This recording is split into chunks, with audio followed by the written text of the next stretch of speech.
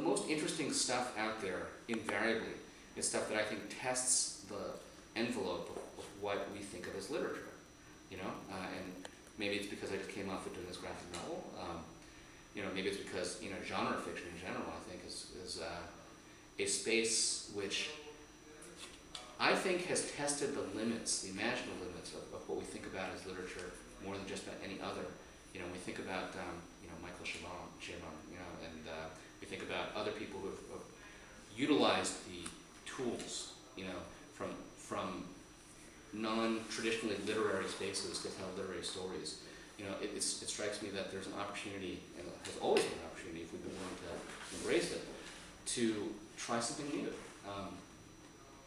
And it does sell. I mean, I think that if you look at spaces like genre fiction or young adult, you know, from fantasy, science fiction, mystery, horror, all these spaces that have plenty of Asian American writers within them that aren't seen as part of the Asian American literary circle, if you will.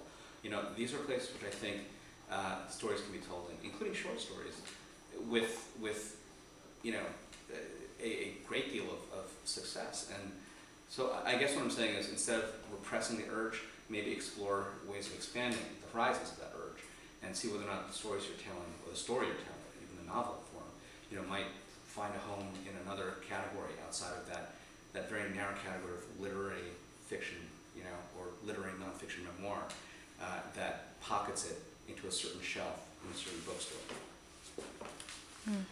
I would agree with that, but I would also say that in order to play with genre and style and form and all of that, you know, first you have to have mastered the basics, and you know, that gives you the freedom to then, you know, use that as a springboard to try new things. I mean, Michael Chabon didn't become a master of the narrative, you know, until he had written a couple of traditional novels, you know, and Jonathan Franzen, you know, wrote 1,000 pages of the corrections and then tore it all up and started again from scratch, you know. So, I mean, I think that we need to encourage people to...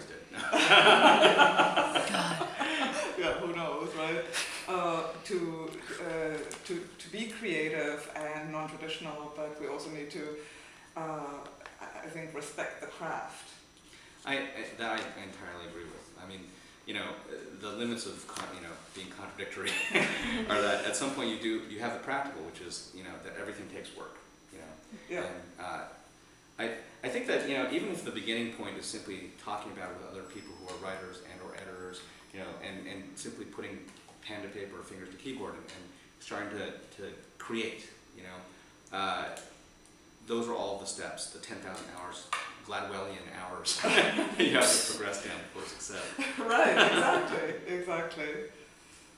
And, you know, just getting back to the whole short story thing, you know, before we can put that one to rest, it also happens that with the proliferation of, you know, MFA programs and creative writing, you know, there's been a proliferation of short stories, you know, because it just happens to be the easiest thing to workshop. And so everybody starts out that way, but I would argue that, you know, before that happened, before that explosion happened, not everybody necessarily started out with a short story. You know, some people launched straight into a novel, and you know, I'm not saying don't write a short story, I'm saying figure out what your form is, you know, the form that you feel comfortable, and then go for that. Yeah, absolutely. If all else, just blog.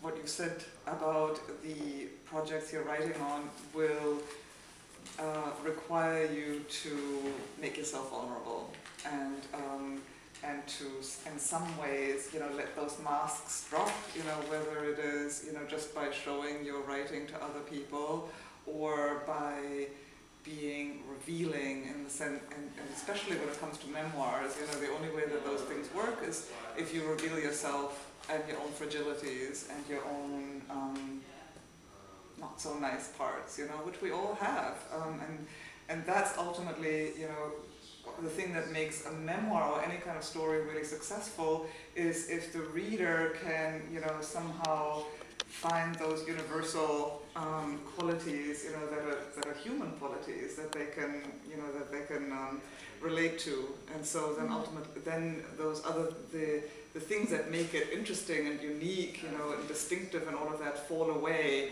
and the universal kind of pops out, and that's what really makes a story, to me, you know, long-lasting and worthwhile. That's absolutely true. Yeah. So masks don't really, I mean, I think that your challenge in becoming a real writer is, you know, to figure out who you are behind that mask, you know, that the mask that we all wear. What is your voice, you know, what is your identity as a writer? And I think it's quite hard to come to that, to find that place. Those epic mythic stories that are so very close to the heart of everything from religion, you know, to the very way that civilization itself has written itself. Those are very similar in many ways to the stories that are told in contemporary times in comic books. And I think that for Asian Americans especially, I mean, a lot of the writing we do is so rooted in tradition and mythology. You know, you think of the earliest Asian Americanist writers, you know, Mexican Kingston, right? You know, or Frank Chin, right? They were, Amy Tan for them, right? Exactly.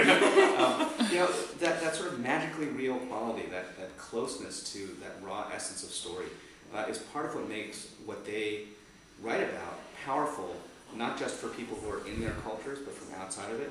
And granted, there's a little bit of this, you know, exotic, speculative, you know, spectator sport type aspect to it.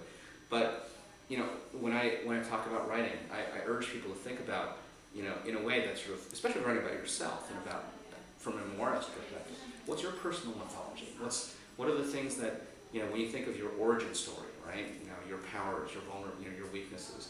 What's your kryptonite? You know, it's like, think of yourself as a myth in the writing, and even if that's not how it comes out on the page, it helps you organize your thoughts, much like the earliest people organized their thoughts with these simple stories and simple ways of thinking of the world. And I think that's especially true if you're telling a very complicated story, you know, where you have too much, maybe, to tell. Once you get that notion of what the origin story is, if you will, the rest starts flowing out. The continuity starts emerging.